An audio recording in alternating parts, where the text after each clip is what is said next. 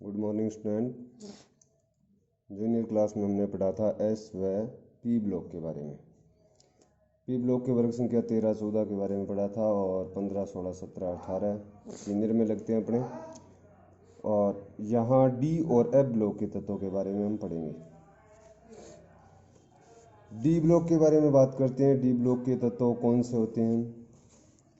जैसे हमने पढ़ा था एस ब्लॉक, वे तत्व जिनका अंतिम इलेक्ट्रॉन एस उपकोष के कक्षकों में भरा जाता है वे सभी तत्व एस ब्लॉक के कहलाते हैं। और जिनका अंतिम इलेक्ट्रॉन पी उपकोष के कक्षकों में भरा जाता है वो पी ब्लॉक के तत्व कहलाते हैं। इसी प्रकार जिनका अंतिम इलेक्ट्रॉन डी उपकोष के कक्षकों में भरा जाता है वे सभी तत्व डी ब्लॉक के तत्व कहलाते हैं।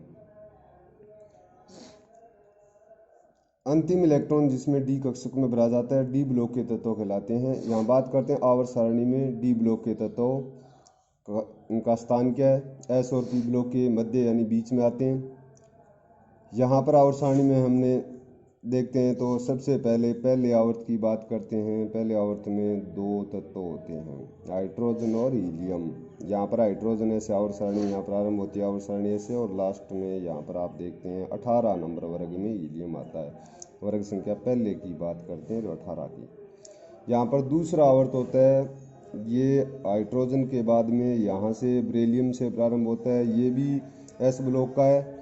और वर्ग संख्या 13 से लेकर के वर्ग संख्या 18 पी ब्लॉक के तत्व आते हैं। बीच में 3 नंबर वर्ग से 12 नंबर के वर्ग यानी ये 10 तत्व डी ब्लॉक के तत्व होते हैं। डी ब्लॉक के तत्व पहले आवर्त में बात करते हैं तो 2 ही तत्व होते हैं। दूसरे आवर्त की बात करें तो इसमें 8 तत्व होते हैं। तीसरे आवर्त की बात करें तो 8 तत्व होते हैं। चौथे आवर्त की बात करें तो टोटल तत्वों की संख्या होती है 18। कहने का अर्थ 2 एस ब्लॉक के हो गए। 10 तत्व होते हैं वो डी ब्लॉक के होते हैं। और लास्ट में वर्ग 13 से 18 तक 6 तत्व होते हैं, वो किसके होते हैं? पी ब्लॉक के तत्व होते हैं। यानी डी ब्लॉक की बात करें तो ये डी ब्लॉक चौथे आवर्त से प्रारंभ होता है।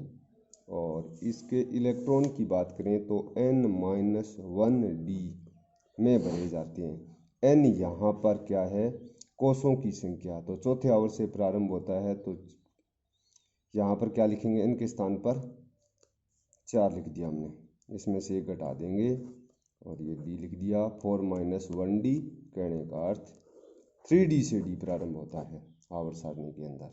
अपनी बुक में आवर्त सारणी देखेंगे वहाँ पर तो 3d से प्रारंभ होता है, 3d आता है। उसके बाद उसके नीचे वाली लाइन 4d, 5d, 6d जो कि अपूर्ण होता है। डी ब्लॉक के तत्व संक्रमण तत्व कहलाते हैं, ट्रांजिशनल मेटल कहलाते हैं। सामान्यतः सभी तत्व संक्रमण तत्व होते हैं। वे तत्व जिनमें डी उपकोष के कक्षकों में इलेक्ट्रॉन अपूर्ण भरे होते हैं वे तत्व ही संक्रमण तत्व होते हैं। कहने का अर्थ डी उपकोष के अंदर कक्षकों की संख्या कितनी होती है? 5 कक्षक होते हैं।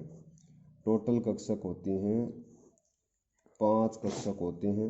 एक कक्षक में अधिकतम 2 इलेक्ट्रॉन आ सकते हैं, इसलिए 5 कक्षकों में इलेक्ट्रॉन आएंगे टोटल 10। यानी अब जिसमें 10 इलेक्ट्रॉन हैं डी उपकोष के कक्षकों में वो पूरा भरा हुआ है, पूर्ण भरा हुआ है। और जिसमें 10 से कम है वो अपूर्ण है, 5 हैं तो वो अर्धपूर्ण है। बात करते हैं हम जिंक, कैडमियम, मरकरी संक्रमण तत्व नहीं है, बाकी सभी तत्व संक्रमण तत्व हैं। ये क्वेश्चन बहुत बार पूछा गया है बोर्ड के अंदर कि जिंक, कैडमियम, मरकरी संक्रमण तत्व नहीं है, डी ब्लॉक के तत्व होते हैं फिर भी।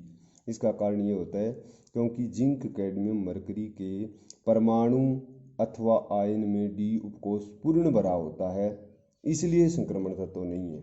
यहाँ पर एक एग्जाम्पल लेते हैं अपने, जैसे जिंक परमाणु का इलेक्ट्रॉनिक विन्यास की बात करते हैं। जिंक का परमाणु क्रमांक 30 है। परमाणु क्रमांक प्रोटॉन की संख्या जिसमें जितनी होती है वो इसका परमाणु क्रमांक का आधार है। यहाँ पर इलेक्ट्रॉनिक विन्यास की बात करें 1s2 2s2 2p6 3s2 3p6 4s2 3d10, यानी ये लास्ट में इलेक्ट्रॉन भरेंगे डी उपकोष के कक्षकों में और यहाँ पूरा भरा हुआ है क्योंकि 10 इलेक्ट्रॉन आएंगे। डी उपकोष में 5 कक्षक हैं, एक कक्षक में 2 इलेक्ट्रॉन, टोटल हो गए 10, यानी कहने का अर्थ ये जिंक परमाणु का इलेक्ट्रॉन विन्यास डी उपकोष पूरा भरा हुआ है।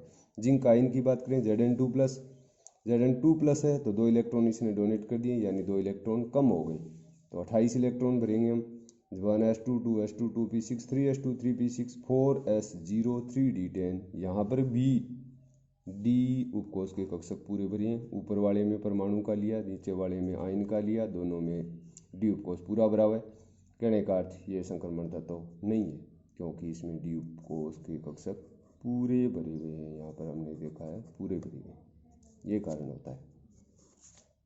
आवर्त सारणी में हमने बात करी ली, डी ब्लॉक चौथे आवर्त से प्रारंभ होता है, इलेक्ट्रॉन n-1 डी उपकोष में भरे जाते हैं, n कोषों की संख्या है और यहाँ डी ब्लॉक चौथे आवर्त से प्रारंभ होता है, 4 - 1d 3d से डी ब्लॉक प्रारंभ होता है।